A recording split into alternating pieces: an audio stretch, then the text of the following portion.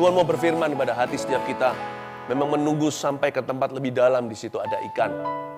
Saya menantikan tadi agar setiap kita berpartisipasi supaya sebanyak mungkin hati yang memperoleh sesuatu. Firman di dalam kedalaman tertentu, jikalau masih dangkal, akan menjadi teori bagi telinga. Tapi ketika hati tenggelam dalam hadirat Allah, firman itu menjadi rema.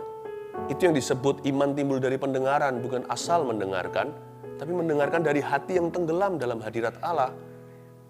Dan di dalam kedalaman seperti itu dan keintiman dengan Allah, firman itu menjadi jawaban.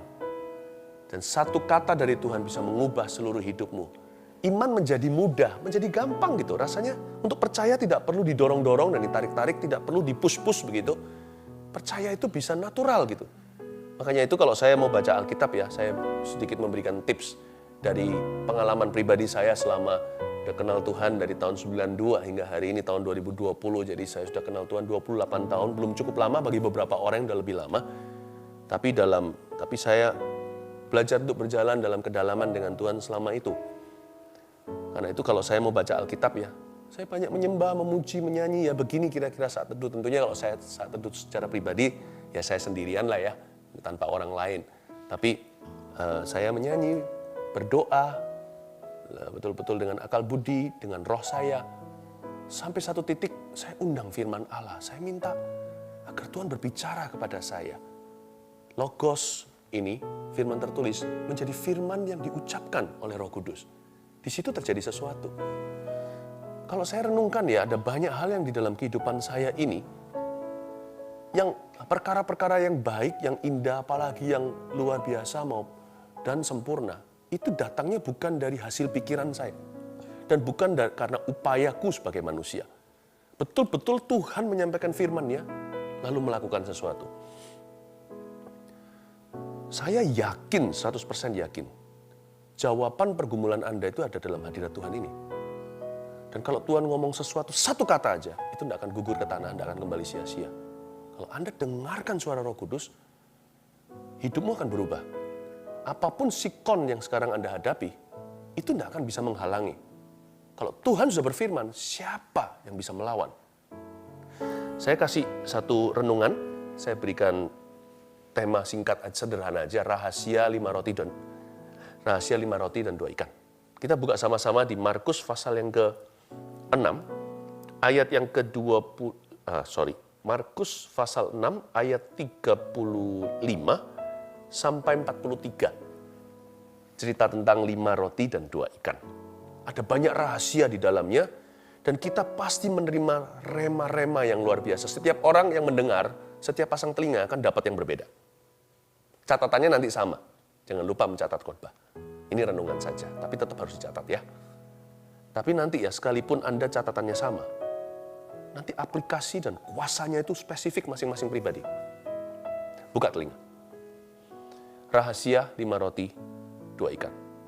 Pada waktu hari sudah mulai malam, Markus 6 ayat 35. Datanglah murid-muridnya kepadanya dan berkata, tempat ini sunyi dan hari sudah mulai malam. Jadi kejadian 5 roti 2 ikan itu in the evening atau waktu petang hari. Secara profetik saya tarik lebih jauh, ayat ini juga bisa bicara di mana ada kegelapan, itulah kesempatan untuk cari wajah Tuhan. Orang yang mencari wajah Tuhan biasanya nggak akan menemukan hanya wajahnya, tapi plus menemukan tangannya. Kesulitan manusia adalah ketika dia mengalami masalah, dia lari dari hadirat Allah. Karena dia merasa jawabannya ada di luar sana, Tuhan nggak sanggup menolong dia. Atau kalau Tuhan sanggup, Tuhan nggak mau. Jadi belum apa-apa udah WO dulu, udah merasa Tuhan itu tidak mau. Belum apa-apa sudah ada roh penolakan. Tuhan nggak bisa berkati kehidupan Anda kalau Anda entertain atau manjakan perasaan tertolak di dalam hati Anda yang tidak terbukti atau terbukti salah di hadapan Allah. Allah tidak pernah menolakmu. Hanya karena Tuhan belum melakukan sebuah mujizat, jangan cepat-cepat hakimi dulu. Karena itu pada waktu hari sudah malam, harusnya murid-murid datang ke Tuhan. Mereka malah pusing sendiri. Karena manusia itu logika banget. Dan saya nggak bisa salahkan sih. Karena mereka manusia itu kan terdiri dari panca indera. Apa yang dia lihat itulah kenyataan. Apa yang nggak kelihatan, dia nggak percaya. Karena itulah perlu doa seperti ini, bukan untuk ingatkan kita masih ada yang namanya jalur iman. Kalau kita sudah berusaha. Ya memang di luar sana ada orang yang iman-iman doang, lalu tidak melakukan sesuatu, itu jadi batu sandungan. Tapi bukan berarti gara-gara mereka, kita jadi trauma sama yang namanya beriman. Hanya karena di luar ada uang palsu, bukan berarti semua uang itu nggak ada aslinya. Jangan sampai orang yang imannya kurang tanggung jawab membuat Anda jadi takut beriman. Merasa bersalah, merasa masa iman-iman saja. Masih ada jalur iman, makanya perlu doa seperti ini. Pada hari waktu malam, itulah tandanya mujizat akan segera terjadi. When you see problems all around you, then that's probably the best place for a miracle, right? Atau Anda lihat persoalan di kiri kanan, mungkinkah itu adalah lokasi yang paling strategis untuk mujizat terjadi? Saya punya satu kalimat, mungkin Anda bisa tulis ini. When you reach the end of your resources, you probably have just found the beginning of your miracle.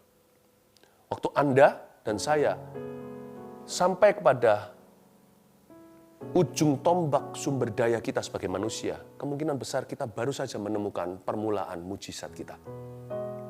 Itu dia. Nah, ini terjadinya malam hari, oke? AM, PM-nya, pagi malamnya. Sekarang kita lihat ayat yang ke-36. Suruhlah mereka pergi, supaya mereka dapat membeli makanan di desa-desa dan di kampung-kampung sekitar ini. Ini perkataan murid-muridnya ini. Kalap, panik nih. Suruh mereka pergi, Tuhan. Kita nggak bisa kasih makan mereka. 5.000 orang laki-laki, belum lagi yang perempuan dan anak-anak. Berapa puluh ribu itu di situ, di bukit itu. Sudah suruh mereka pergi. Tapi jawab Yesus ayat 37, tetapi jawabnya, kamu harus memberi mereka makan. Kata mereka kepadanya, dalam protes tentunya, jadi haruskah kami membeli roti seharga 200 dinar untuk memberi mereka makan? Siapa bisa kasih makan puluhan ribu orang? Kalau satu roti seharga 200 dinar, berapa duit itu? Tuhan, kita nggak kaya. Dan sekalipun di sini ada orang kaya, Yusuf Arimatea atau siapa di tokoh-tokoh di Alkitab yang diberkati, apakah cukup semua harta ini untuk memberi makan semua orang yang kelaparan di dunia? Mereka itu lupa kalau mereka bicara sama Tuhan Yesus. Nah, ayat 36 dan 37 mengajarkan kita sesuatu. Salah satu rahasia 5 roti 2 ikan adalah supaya kita introspeksi. Gini, ayat 36, murid-murid Yesus berkata begini, Tuhan suruh mereka pergi. Tapi jawab Yesus di ayat 37, kamu harus memberi mereka makan. Please, hari-hari ini kita harus banyak introspeksi, mumpung kita ada banyak waktu untuk berdiam diri. Selama ini adakah di antara kita yang terlalu bossy, terlalu suka suruh-suruh orang, perintah-perintahin orang-orang di kanan kiri? Adakah di antara kita itu yang suka mengajarkan sesuatu tapi kita sendiri tidak pernah melakukannya atau double standard, luar dalam nggak sama? Kalau kita mau mengalami karya Tuhan semakin nyata, kita nggak harus sempurna. Tuhan itu tidak pernah berjanji memberkati orang jikalau dia sempurna. Tapi kita harus tulus. Orang salah kalau tulus, ada harapan untuk ditolong oleh Tuhan. Tapi kalau orang itu sekalipun sempurna, kalau dia tidak punya ketulusan, Allah tidak mau ada hubungan dengan orang tersebut. Luar dalam mesti sama. Suruhlah mereka, kata murid-murid pada Yesus. Tapi Yesus berkata, no, kamu harus beri mereka makan. Kamu jangan suruh-suruh orang kalau kamu sendiri tidak mau pergi kelaparan. Kamu mau makan, kok suruh mereka pergi, perut hampa, itu gimana? Janganlah kita suruh orang melakukan sesuatu jikalau kita sendiri tidak bersedia melakukannya. Jangan suruh orang lain melakukan apa-apa jikalau kita sendiri tidak pernah bersedia untuk melakukan apa yang kita perintahkan. Tuhan suruh kita tulus jadi orang. Hari-hari ini ternyata di masa-masa kita dirumahkan, ini ujian. Karena selama ini yang namanya Tuhan menjadi agama. Tapi sekarang kita harus berjumpa dengan orang yang sama. Tuhan itu akan menilai bagaimana kita itu memperlakukan orang lain. Hari-hari ini adalah waktu-waktu di mana Tuhan akan memurnikan umatnya. Kita semua diuji di taraf yang paling rendah. Kita harus menghadapi ini, segala sesuatu itu dengan kita tidak bisa lagi kita harus apa adanya. Sehari-hari, bukan kita di rumah contohnya. Alkitab mengatakan di sini, di 36-37, janganlah kita punya standar ganda. What you want others to do unto you, do it unto others. And thus you will, Anda akan melihat sebentar lagi, apapun yang Anda jama akan dilipat gandakan oleh Tuhan. Apa yang Anda ingin orang lain lakukan pada Anda, lakukan itu kepada orang lain dulu. Ayat 38. Tetapi ia berkata kepada mereka, berapa banyak roti yang ada padamu? Yesus ngomong begini, berapa banyak sih roti yang ada padamu? Cobalah periksa. Sesudah memeriksanya, mereka berkata, 5 roti dan 2 ikan. Garis bawahi di ayat 38, yang ada padamu. Yesus bertanya, berapa banyak roti yang ada pada kalian semua? Nah, di sini ada sebuah hikmat rahasia 5 roti 2 ikan cerita ini. Selalu gunakan apa yang ada padamu untuk memperoleh apa yang belum ada padamu. Jangan berangan-angan, aduh andai kata aku punya itu. Kelola dulu yang ada pada Anda. Untuk Anda mendapatkan apa yang Anda butuhkan kemudian hari. Saya ulangi. Banyak orang itu selalu menginginkan sesuatu yang dia belum miliki. Atau dia menyesali sesuatu yang hilang di masa lalu. Atau yang sekarang dia tidak miliki di masa kini. Orang itu selalu merindukan lubang pada donatnya. Mereka tidak pernah melihat rotinya. Tuhan tanya sama murid-muridnya, lu orang punya berapa roti? Bukan berapa lubang. Jangan lihat berapa ribu orang. Apa yang kau miliki? Aduh Tuhan, sebut aja malu dibanding dengan kebutuhan dan keperluan mereka.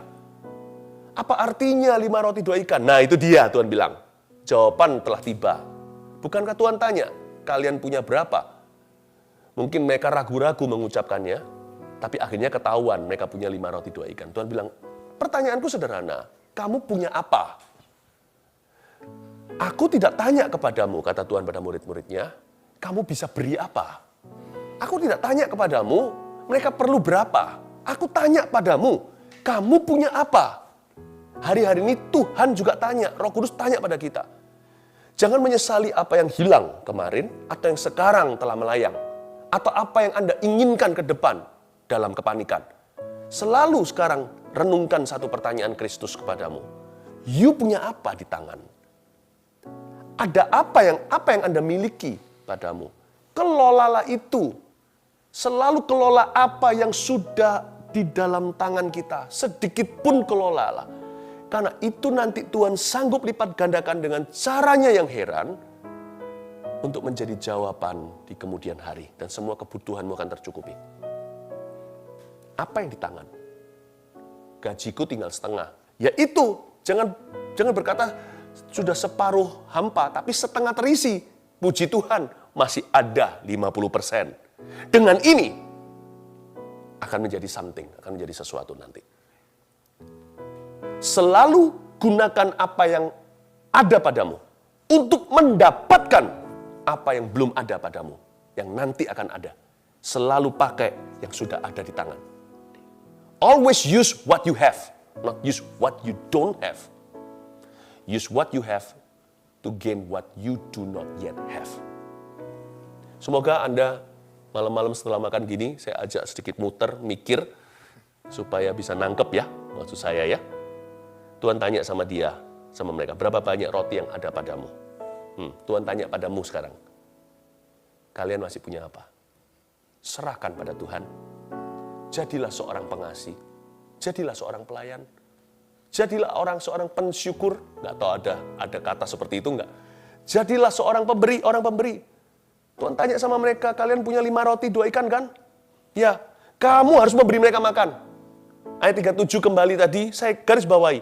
Tapi jawabnya, kamu harus memberi mereka makan. Garis bawah ini, kamu harus memberi. Kamu harus jadi memberi.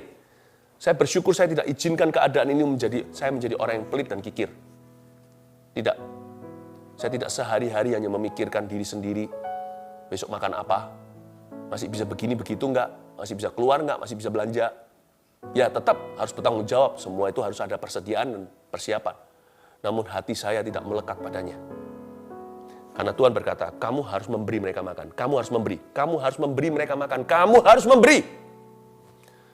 Kalau kamu mau diberi, kamu harus memberi. Bukankah tadi yang saya sudah sebutkan, standar Tuhan, ketulusan.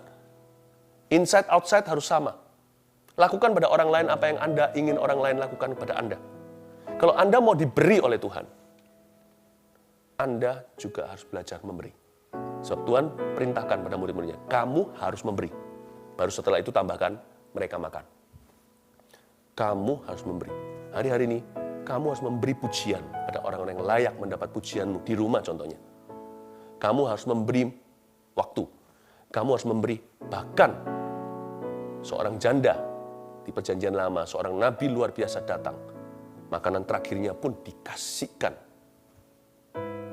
Bayangkan, Tuhan menuntut kita semua jadi pemberi setiap waktu. Jadi pengasih setiap waktu. Ya, itu dia. Itu rahasia 5 roti 2 ikan. Ternyata lebih dari sekedar makanan. Tuhan mengajarkan prinsip dan hukum-hukum supranatural kepada mereka. Kalau mereka mau mengalami terobosan harus dimulai di dalam diri. Kalau di dalam diri mereka tidak ada terobosan, niscaya tidak akan ada terobosan apa-apa di luar sana. Yang Tuhan cari, itu iman di hati. Nah, kita lihat ayat yang ke-39. Lalu ia menyuruh orang-orang itu supaya mereka duduk berkelompok-kelompok di atas rumput hijau. Maka duduklah mereka berkelompok-kelompok, ada yang 100, ada yang 50. Ada yang 100, ada yang 50 orang. Garis bawahi supaya semua duduk berkelompok-kelompok di atas rumput hijau. Kenapa ditekankan di sini rumputnya hijau? Suruh aja mereka duduk di tanah. Lebih simpel, nggak usah sepanjang ini kalimatnya. Tuhan tidak akan menunjukkan mujizat pelipat gandaan sampai murid-murid Tuhan itu merasakan hijaunya rumput. Jangan bandingkan rumputmu dengan rumput tetangga yang kelihatan selalu lebih hijau dari rumput Anda. Belajarlah rasa puas dan bersyukur dengan yang sedikit padamu atau dengan yang lebih sedikit sekarang padamu. Not until the grass seems greener on your side that you will see the power of multiplication. Sebelum Anda bisa setuju dengan Kristus bahwa rumput di rumahmu lebih hijau daripada rumput di tetangga, Anda tidak akan mengalami pelipat gandaan apa-apa. Karena lipat ganda itu hanya dengan cara menengadah dan bersyukur atas 5 roti 2 ikan itu. It was given through thanksgiving. Itu diberikan melalui rasa syukur. Jadi karena itu ditekankan, mereka semua disuruh duduk sama Yesus. Murid-murid itu loh, suruh orang-orang itu duduk 5.000 orang itu berkelompok-kelompok di atas rumput yang hijau. Katakan berkelompok-kelompok. Ya. Salah satu hal lagi yang diajarkan di dalam 5 roti 2 ikan ini, dalam cerita yang luar biasa ini adalah di masa-masa ketika kita diperhadapkan dengan sebuah kebutuhan yang luar biasa, melebihi kemampuan kita manusia untuk memenuhinya. Tuhan suruh hati kita belajar berhikmat begini. Belajar untuk mengelompokkan masalah menurut tipe dan jenisnya. Coba Anda dan saya bisa melihat apakah masalah kita ini masalah yang sifatnya, masalah itu sifatnya teknis, praktis, atau masalah rohani. Kita harus bisa memilah-milah di dalam benak batin pikiran kita. Tuhan tidak mau kita itu tiba-tiba langsung udah campur baur perasaannya. Karena kita tidak menerima roh yang membuat kita menjadi ketakutan. Kita menerima roh yang membuat kita punya pikiran itu tertib. Dalam bahasa Inggrisnya, we receive the spirit of sound mind. Pikiran yang tertib itu bisa mengelompokkan atau mengkategorikan problema. Lord, I have a problem. Waktu kita mendekat pada Tuhan, disinari pikiran, akal budi kita pun main. Roma 12 katakan itulah pembaharuan pikiran. Disinilah kita bisa menaruh dalam kategori, meletakkan yang ini masalah sifatnya relasional, yang ini masalahnya praktis, yang ini masalahnya rohani. Nanti Tuhan juga bicara kepada Anda, solusinya di mana? Sesuai dengan bijaksana yang Allah letakkan di dalam hati dan pikiranmu. Nah, yang ini solusinya adalah komunikasi. Yang ini solusinya adalah menabung. mengalokasikan dana dengan smart sekarang. Ini mengencangkan sabuk, yang ini jangan kau tahan. Give, it will come back to you. Good measures, press down, shake it together, running over you. Nanti juga Tuhan akan memberitahu kepada kita solusinya. Yang ini bukan untuk ditahan, ini berkat untuk ditabur. Kalau yang tadi itu untuk ditabung, yang ini untuk ditabur. Berikan pada Tuhan. Dan takaran yang kau pakai waktu memberi akan dilimpahkan kembali kepadamu. Jadi Anda akan mengerti. Jadi jangan stres sendiri. Percayalah dalam Kristus ada jalan. Mungkin bukan jalan tol, ada jalan tikus, so pasti. Pokoknya ada jalan, wong namanya Yesus adalah jalan kok, pasti ada jalan. Mungkin jalannya nggak seperti dulu. Dan belajar untuk bisa merangkul terlebih dulu dan menerima the new normal, normal yang baru.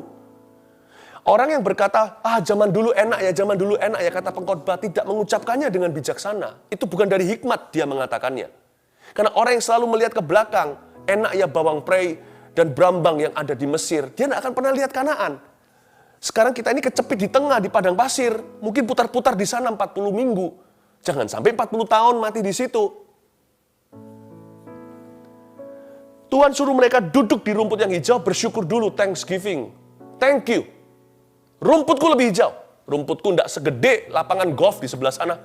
Tapi saya nggak bisa bayangkan harga yang mereka bayar untuk bil airnya, untuk bon airnya. Aku nggak iri. Tuhan tidak bisa berkati hati yang iri. Tuhan tidak pernah berkati Kain, dia berkati Habil. Ketika setelah itu Tuhan akan ajarkan kita, sekarang ya saya ajari, kelompok-kelompokkan orang-orang. Karena Alkitab tidak mengatakan mereka mengelompokkan berdasarkan jumlah. 10-10 atau 5-5 atau 50-50 nggak dikatakan begitu di ayat ini. Jadi mereka mengelompokkan berdasar apa? Berdasarkan insting. Murid-murid diajari untuk smart di lapangan. Kalian jadi satu. Kalian berapa family? Kalian berapa keluarga ya? Oke, ini cousinmu ya. Oke, duduk sama-sama. Tiba-tiba 5.000 atau puluhan ribu orang itu tertata dengan teratur. Murid-murid belajar smart. Kelihatannya hanya memberi makan. Itu sebenarnya seminarinya Tuhan. Diajari untuk mengatasi masalah yang terjadi di depan mata. Kamu harus bisa mengkategorikan. Ini problema apa? Yang ini harus masuk di kantong yang mana? A, B, atau C. Nanti solusi akan datang juga seperti cara Tuhan turunkan mana per family atau per kategori. Tuhan juga akan bicara, mempilah-pilahkan visimu. Visi itu ada jangka panjang, ada jangka pendek. Maksudnya jangka panjang, jangka pendek bagaimana? Ada visi yang sifatnya panjang. Kalau sekarang kita ingin pikirin terus. Kalau begini terus, aku udah bangun semua portfolioku tiba-tiba. Sekarang ludes begini. Aduh, padahal aku ingin sekali jadi orang yang sukses banget loh. Akan frustrasi orang yang seperti ini. Ada visi itu harus dikategorikan. Mungkin sekarang lebih baik Anda berpikiran lebih jangka pendek dan jangka menengah. Sehari demi sehari, sebulan demi sebulan. Miliki visi bulan depan, aku akan mencapai ini. Jangan angan-angan muluk-muluk dengan cita-cita dulu, malah frustrasi. Orang yang smart dalam Tuhan juga akan bisa memilah-milah visi mana jangka pendek, mana yang jangka panjang. Dia bisa mengatur ekspektasinya sendiri. Kelompok-kelompokkan orang, ya nak, kira-kira itu hikmat yang kita terima dari 5 roti 2 ikan. Ayat yang ke-41, dan setelah ia mengambil 5 roti dan 2 ikan itu, ia menengadah ke langit dan mengucap berkat, lalu memecah-mecahkan roti itu dan memberikannya kepada murid-muridnya, supaya dibagi-bagikan kepada orang-orang itu. Begitu juga kedua ikan itu dibagi-bagikannya kepada semua mereka. Dan mereka semuanya makan sampai kenyang. Nah, ini nggak ada teorinya. Mujizat kalau ada teori itu proses manusia, itu bukan mujizat. Ajaib. Itu plan A-nya Tuhan. Ajaib. Itu tidak ada rumusnya. Kalau ada rumus, bukan keajaiban namanya. Yang ini saya tidak bisa kasih poin apa-apa. Simple aja mengingatkan Anda 41 dan 42. Somehow, the end will meet. You will be able to make the ends meet. Satu ujung dengan ujung lain itu nanti akan ketemu dalam rencana Allah. Semua disambung, berkesinambungan menjadi sebuah rencana besarnya. Pokoknya, kalau Anda berdoa cari wajahnya, nggak hanya menemukan wajahnya, tapi juga tangannya. Percayalah, mujizat masih terjadi. Disinilah yang disebut campur tangan Allah. Kalau lain ditolong, saya juga. Tangannya terbuka untuk kami, sekeluarga. Yang ini nggak ada rumusnya. Waktu saya baca ayat 41, Yesus menengadah ke langit dan mengucap berkat. Tiba-tiba 5.000 orang makan, 20.000 totalnya kali. Semua makan, besar kecil tua muda, laki-laki perempuan. Kalau Anda tanya sama saya, gimana kejadiannya? How do I know? Ahli teologi juga kalau mau selidiki ini, bisa meledak kepala, nggak akan bisa menemukan dari sini kok bisa ke situ. Makanya namanya miracle. If you don't believe in miracle, you shouldn't be a Christian. Kalau saya tidak percaya mujizat bisa terjadi, bahkan kita tidak boleh jadi orang Kristen. Kekristenan itu apa? Kita percaya seorang pribadi yang lahirnya tanpa melalui sperma papanya. Lahir dari kandungan seorang Maria, seorang gadis tulen. Coba bayangin. Pelayanannya penuh dengan miracles, pengajarannya nggak masuk akal manusia, tetapi begitu indah menantang akal budi kita untuk menanjak kepada pikiran sorga. Lalu Yesus itu matinya bukan pada kehabisan darah, tapi menyerahkan nyawa. Orang bisa menyerahkan kepadamu, kuserahkan nyawaku, gitu. Bahkan sebelum mati sudah memprediksi, 3 hari aku bangkit. Mana ada cerita itu? You're believing in a person with all these miracles, dengan semua miracle traits ini. Lalu pada hari ketiga kuburnya kosong, bangkit. Bahkan kita nggak bisa menyebut kita gereja perjanjian baru tanpa percaya dengan bahwa mujizat masih bisa terjadi. Why? Mujizat gereja pertama kali lahir, happy birthday to you, happy birthday to you. Setiap tahun kita harus merayakan anniversary sebuah miracle terjadi, lidah api di atas 120 kepala. Itulah caranya gereja lahir di dunia. Gereja jangan berubah menjadi gedung. Orang Kristen jangan berubah menjadi agama dan teori. You're believing in a person who was a miracle all the way. Dari lahir, sampai mati, sampai bangkit, sampai naik ke sorga. Disaksikan di depan 500 pasang mata. Saya beritahu, kalau dengan campur tangan Allah, trust me, your ends will meet. Ujung satu dengan ujung satunya akan ketemu. Di mana area hampa kosong vakum itu, somehow, gimana besok bayar, katakanlah bill kita, tagihan tertentu. Somehow, setelah Anda menoleh nanti, setelah lewat ini semua, per bulan, lewat, 3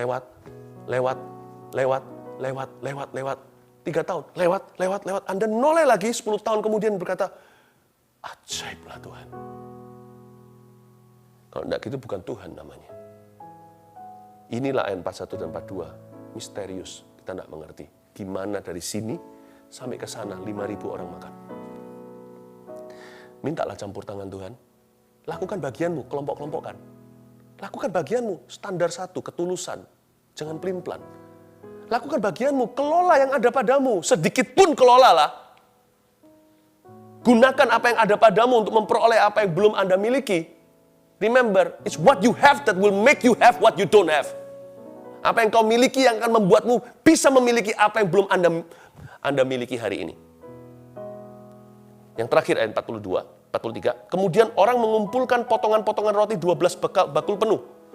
Selain daripada sisa-sisa ikan. Yang ikut makan roti itu ada 5.000 orang laki-laki. Ayat 43, dengan ini saya selesai. Mengumpulkan potongan-potongan roti 12 bakul penuh. Jadi murid-murid Yesus ada 12 rasul waktu itu yang suruh kelompok-kelompokkan orang. Masing-masing pulang diajari Tuhan untuk considerate, untuk bisa memikirkan orang rumah. Pulang tapau masing-masing sebakul. Untuk Petrus tentunya kasih mertuanya, istrinya. Petrus itu mertuanya disembuhkan Yesus di awal-awal Injil. Berarti Petrus punya istri kan? Paulus nggak punya. Paulus itu single all the way. Murid-murid yang lain juga, rasul-rasul yang lain. Mereka masing-masing pulang bawa satu bakul. Itu bakulnya banyak, itu besar. Jadi mungkin dimakan dengan orang-orang satu RT. Kita makan bersama dan sebagainya. Tuhan itu ajari mereka untuk menghargai blessing to the last drop. Dan untuk menjadi blessing to the last drop. Untuk menjadi berkat sampai titik darah penghabisan. Untuk menghargai berkat sampai titik terakhir. Tetesan terakhir. Saya kasih lagi contoh ya. Nggak hanya 12 bakul penuh. Sisa-sisa ikan pun dibungkus. Ada satu keajaiban yang luar biasa. Memecah-mecah roti kan, 5 roti, jadi banyak. Biasalah, karena roti dari tepung segalanya atau dari ragi dan sebagainya. Ikan. Itu ikan cuma 2. Dipecah mungkin dari area kepala, yang sisa ekornya setengah badan, keluar kepalanya lagi. Ini ikan nggak pernah melewati masa-masa jadi telur, nggak pernah mencicip air, langsung gorengan. Ini ikan bukan plastik loh ya, ikan-ikanan seperti daging kepiting palsu. Oke? Ini adalah ikan beneran, kalau Anda buka dalamnya juga ada ringnya, juga ada tulangnya, ada organ dalamnya jikalau ada, termasak semuanya, kayak ikan kecil atau ikan apa.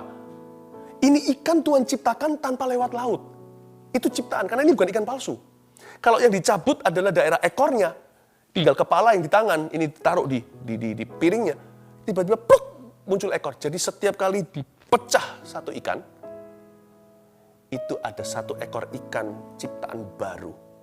Sejak dunia dijadikan, tak pernah mencicipi air maupun lautan. Amazing. God can bless you. Tuhan bisa memberkati Anda di luar teorimu. Tuhan bisa memberimu mujizat di luar biologi yang Anda kenal selama ini. Dan setiap ikan itu Tuhan bungkus. Tidak boleh sisakan. Setiap udang jangan dibuang. Setiap ekor itu adalah satu berkat tersendiri. Tuhan ajari mereka untuk ringkas sisanya dan dimakan kemudian hari. Tuhan ajari kita untuk belajar menikmati dan menghargai every little blessing. Hari-hari ini adalah waktu yang tepat. Kalau Anda makan nasi, jangan sisakan satu butir. Belajar berkata ini semua dari Tuhan. Itu satu beras. Itu satu padi. Belajar menghargai. Nanti ya, keluar dari masa corona ini, kita akan menuai anak-anak Tuhan yang setia dalam perkara sederhana. Watch out world, you will begin to see great men and women. Karena barang siapa dipercaya perkara kecil, dia akan dipercaya perkara besar. Dengan kata lain, barang siapa bisa dipercaya dengan perkara kecil, dia akan menjadi orang besar. Are you ready jadi orang yang besar? Mari sekarang taruh percaya kepada Tuhan, praktekkan firman Tuhan ini. Allahku akan mencukupi kebutuhanmu.